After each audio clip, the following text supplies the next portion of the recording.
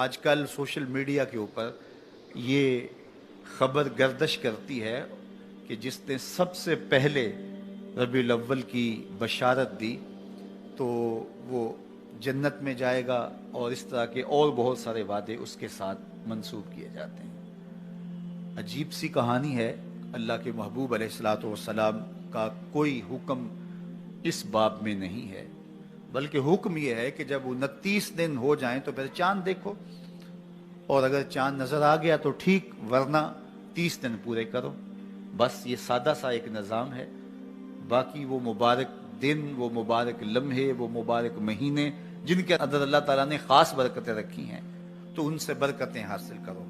تو یہ جو ہم ایک وہ بھیڑ چال کے طور پہ یہ شعر ہونا شروع ہو جاتا ہے کہ فلاں مہینے کی جس نے سب سے پہلے خبر دے دی تو اس پر رسول اللہ کی شفاعت واجب ہو گئی۔ تو یہ کتنی بدترین بات ہے کہ حضور کے نام وہ چیز منسوب کر دی جو میرے حضور نے فرمائی ہی نہیں۔ یہ بلکہ فرمایا کہ جس نے میرے اوپر جانتے بوجھتے جھوٹ گھڑا اور میری طرف جھوٹ کو منسوب کیا، وہ اپنا ٹھکانہ جہنم میں تلاش کرے۔ تو اس لیے یہ بات ذہن میں رکھیے گا کہ کبھی بھی جو ہے وہ حضور کے نام سے ایسی کوئی بات موجود نہیں، اور اس کو کبھی بھی شیئر نہ کیجیے گا۔ باقی آپ خبر دیں یا نہ دیں، جب ربیع الاول آئے گا پورے زمانے کو خبر ہوگی۔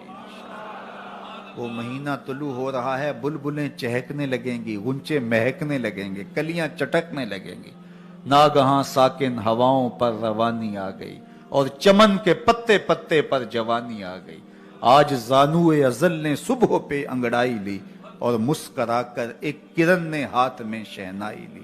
مخزن اسرار قدرت کے امی پیدا ہوئے، غل ہوا دنیا میں ختم المرسلین پیدا ہوئے۔ تو جب وہ مبارک گھڑیاں، جن گھڑیوں میں صدیاں قبل میرے حضور آئے تھے، تو وہ لمحے آئیں گے تو برکتیں خود آپ روحوں میں اترتی محسوس کریں گے۔ باقی انتظار ضرور کیجئے گا، لیکن ایسی کوئی خبر اور اس طرح کی کوئی حدیث موجود نہیں۔ شہر مدینہ کائنات کی وہ پاکیزہ بستی ہے جہاں حضور رہتے ہیں، اور اہل ایمان کو اس شہر نور کے ساتھ جو قلبی لگاؤ ہے، جو ربط باطن ہے، ان کی روحیں جس طرح اس شہر کی طرف کھچی چلی جاتی ہیں، اور آنکھیں ترستی ہیں اس شہر نور کو دیکھنے کے لیے، اور دل تڑپتے ہیں اس کے نظاروں کے لیے، تو یہ اسی لیے ہے کہ یہاں محبوب رہتے ہیں۔ اقبال نے کہا تھا، خاک طیبہ از دو عالم خوش ترست، آن خنک شہرے کے آنجا دل برست۔ طیبہ کی خاک، طیبہ کی بابرکت مٹی ہمیں دو جہاں سے اس لیے بہتر ہے کہ وہاں محبوب داور جلوہ فرما ہو۔ تو حضور کی وجہ سے وہ شہر خوباں، وہ شہر جمال اور وہ شہر نور عقیدتوں کا مرکز اور محبتوں کا مامن و مسکن ہے، اور اہل ایمان حج کرنے کے بعد اس شہر نور کی حاضری کے لیے ضرور جاتے ہیں۔ میرے حضور نے ارشاد فرمایا، من حج البیت ولم یزرنی فقط جفانی، جس نے بیت اللہ کا حج کیا اور میری زیارت کے لیے نہیں آیا، اس نے میرے ساتھ زیادتی کی ہے۔ مکہ بھی رحمتوں والا ہے، مدینہ بھی برکتوں والا ہے۔ مکے کی شان اور مکے کی رفعت اور عظمت اور مکے کی قدر و منزلت کا کوئی کیا اندازہ کر سکتا ہے، اس لیے کہ وہاں کعبۃ اللہ ہے، لیکن مدینے کی شان کے بھی کیا کہنے، وہاں اللہ کا محبوب ہے۔ اس لیے اہل ایمان مکے کو بھی عزیز سمجھتے ہیں، مدینے کو بھی عزیز سمجھتے ہیں۔ ایک آنکھ مکہ ہے، ایک آنکھ مدینہ ہے، قرار قلب مدینہ ہے، تسکین جاں مدینہ ہے، دلوں کی دھڑکن مدینہ ہے، اور اس شہر نور کو جب آنکھیں دیکھتی ہیں تو سکون روح تک اترتا چلا جاتا ہے۔ جنوں ویکھ کے اکھیاں ٹھر دیاں نے، جنوں ویکھ کے ٹھردا سینہ ہے، ربا تیری ساری خدائی وچوں بس اکو شہر مدینہ ہے۔ کیا منظر ہوتے ہیں عقیدتوں کے، کیا رنگ ہوتے ہیں۔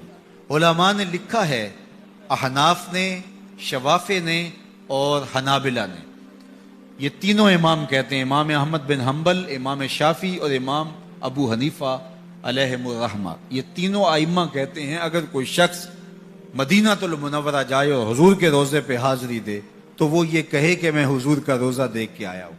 لیکن امام مالک کہتے ہیں اگر کوئی شخص مدینہ المنورہ جائے اور حضور کے روزے کو دیکھے تو وہ یہ کہے میں حضور کو دیکھ کے آیا ہوں۔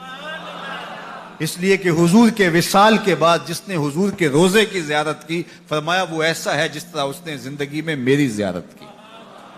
تو اس درے نور کو دیکھ کر کے، اس ساوے گنبد کو دیکھ کر کے، اس سبز روزے کو دیکھ کر کے، ان سنہری جالیوں کو دیکھ کر کے وہ احساس ہوتا ہے کہ ہم حضور کے قدموں میں بیٹھے ہیں۔ وہ دیکھو دیکھو سنہری جالی، ادھر سوالی ادھر سوالی، عجیب رنگتیں، عجیب انداز اور محبتوں کی برستی ہوئی برکھا، عقیدتوں کے بکھرے ہوئے رنگ، سوالی جھولیاں لیے کھڑے ہیں، لیکن ہر ایک کی جھولی بھری جا رہی ہے، خیرات دی جا رہی ہے، انوار کی برکھا برس رہی ہے، روحوں کی پیاس بجھ رہی ہے۔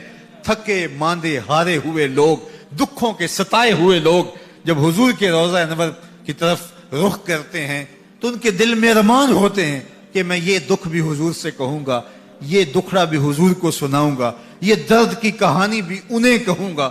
لیکن جب روبرو مواجہ انور کے ہوتے ہیں کوئی دکھ یاد ہی نہیں رہتا۔ ظہوری نے تو قلم توڑ دیا، دکھ درد کے ماروں کو غم یاد نہیں رہتے، دکھ درد کے ماروں کو غم یاد نہیں رہتے، جب سامنے آنکھوں کے غم خار نظر آئے۔ اللہ اکبر، مکے کی فضاؤں میں، طیبہ کی ہواؤں میں ہم نے تو جدھر دیکھا سرکار نظر آئے، بس یاد رہا اتنا سینے سے لگی جالی، پھر یاد نہیں کیا کیا انوار نظر آئے۔ اللہ اکبر، تو وہ کیا منظر ہوتا ہے، وہ کیا گھڑیاں ہوتی ہیں جب زائر حج کے بعد یہاں حاضر ہو رہا ہوتا ہے اور آقا کریم علیہ السلام اس پہ کیسی شفقتیں کرتے ہیں۔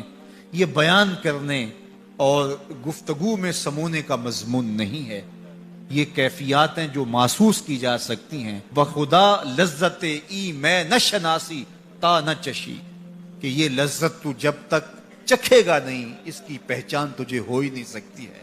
تو میری دعا آپ سب کے نام ہے کہ اللہ آپ سب کو بار بار حج بیت اللہ اور زیارت روضہ رسول صلی اللہ علیہ وآلہ وسلم نصیب فرمائے۔